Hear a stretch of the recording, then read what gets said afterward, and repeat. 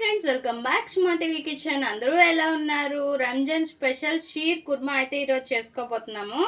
ఇదేంది రంజాన్ అయిపోయిన తర్వాత చేస్తున్నారు అనుకుంటున్నారు. ఎప్పుడు మాకైతే ఇది అనేది మాకు ఇంటికి వచ్చేది, ఈసారి అయితే లేదు. కానీ ఇదంటే నాకు చాలా ఇష్టము, ఈ షీర్ కుర్మా అంటే. అండ్ చాలా టేస్టీగా చాలా బాగుంటుంది. అండ్ ఫస్ట్గా దీనికి కావాల్సిన వల్ల సేమియా చూడండి, ఇలా సన్న సేమియా ఉంటుంది, దీన్ని తీసుకోవాలి. ఇంకా కోవా కూడా తీసుకోవాలి. మెయిన్ ఇంగ్రీడియంట్స్ ఇదేని, కోవా చాలా టేస్ట్ వస్తుంది దీనికి. అండ్ డ్రై ఫ్రూట్స్ ఏవి ఉంటే వేసుకోండి. నేనైతే జీడిపప్పు, బాదం పప్పు అండ్ కిస్మిస్, pumpkin seeds, water melon seeds కూడా వేసుకున్నాను. ఇంకా షుగర్, మిల్క్ తీసుకోవాలి. డ్రై ఫ్రూట్స్ని ముందుగా మనం ఫ్రై చేసి పెట్టుకోవాలి. నేను రెడీగా ఫ్రై చేసి పెట్టేశాను. అండ్ సేమియాని కూడా నేతిలో ఫ్రై చేసి పక్కన పెట్టుకోవాలి. నెయ్యి అయితే ఉండాలి.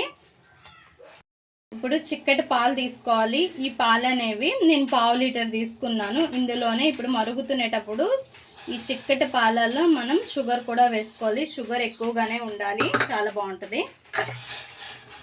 అండ్ ఇంకా కొద్దిగా ఈ షుగర్ కరిగేంత వరకు ఇలా కలుపుతూ ఉండాలి.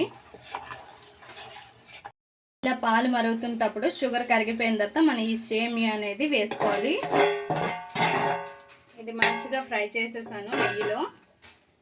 అండ్ ఇంకా ఇందులోనే మనం డ్రై ఫ్రూట్స్, కోవా అన్నీ కూడా వేసుకోవాలి. అండ్ ఇంకా కోవా కూడా వేసుకుందాం. అండ్ మెయిన్ ఇంగ్రీడియంట్ కోవా, చాలా బాగుంటుంది. వాళ్ళైతే చాలా బాగా చేస్తారు.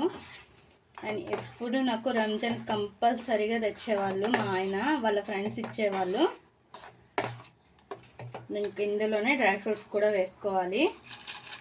కొంచెం ఉంచుకుందాం పైన వేసుకోవడానికి. డ్రై ఫ్రూట్స్ కొంచెం ఎక్కువగా వేసుకుంటే టేస్ట్ చాలా బాగుంటుంది.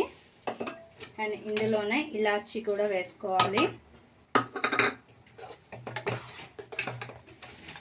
ఇంకా నెయ్యి కూడా వేసుకోవాలి.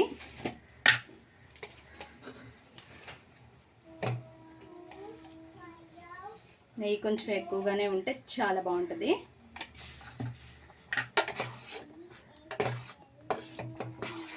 అండ్ మొత్తం కూడా ఇలా కలుపుకుంటూ కొద్దిసేపు ఉడకనిస్తే సరిపోద్ది. కొద్దిసేపు ఉడికిన తర్వాత స్టవ్ ఆఫ్ చేసేసమే. చాలా సింపుల్ అండ్ చాలా తొందరగా అయిపోద్ది. అండ్ టేస్ట్ మాత్రం అమేజింగ్గా ఉంటుంది. చూసారుగా ఫ్రెండ్స్, ఇలా ఈ స్టేజ్లో ఉండేటప్పుడు ఇంకా ఆఫ్ చేసేసండి. స్టవ్ ఆఫ్ చేసేసి ఒక బౌల్లోకి తీసేసుకున్నాక ఫ్రిడ్జ్లో పెట్టుకొని తింటే చాలా బాగుంటుంది, వేడి మీద కంటే. అండ్ చల్లగా కూల్గా తింటే చాలా బాగుంటుంది.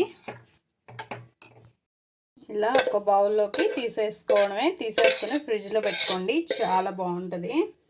అండ్ ఒక్కసారి అయితే ట్రై చేయండి, ఇలా చేసుకొని కోవా వేసి చాలా చాలా బాగుంటుంది.